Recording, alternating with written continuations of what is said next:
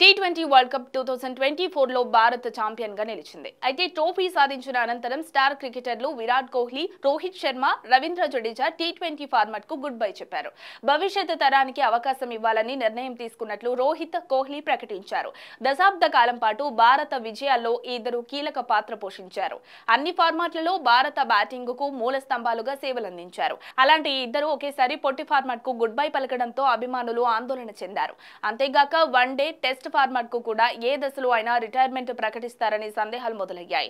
అయితే సీనియర్లు రోహిత్ శర్మ, విరాట్ కోహ్లీ కనీసం ఎప్పటి వరకు భారత్ కు ప్రాతినిధ్యం వహిస్తారనే విషయాన్ని బీసీసీఐ సెక్రటరీ జై షా పేర్కొన్నాడు. 2025లో జరిగిన వరల్డ్ టెస్ట్ ఛాంపియన్షిప్ వరకు సీనియర్లు ఖచ్చితంగా జట్టులో ఉంటారని జై షా తెలిపాడు. అంతేగాక అప్పటి వరకు రోహిత్ శర్మనే కెప్టెన్ అని జై షా పేర్కొన్నాడు. వరుసగా 10 మ్యాచ్లు గెలిచాం, కానీ నవంబర్ 23న వన్డే వరల్డ్ కప్ ఫైనల్ విజయం సాధించలేకపోయాం. ట్రోఫీని సాధించినప్పటికీ హృదయాలు గెలిచాం.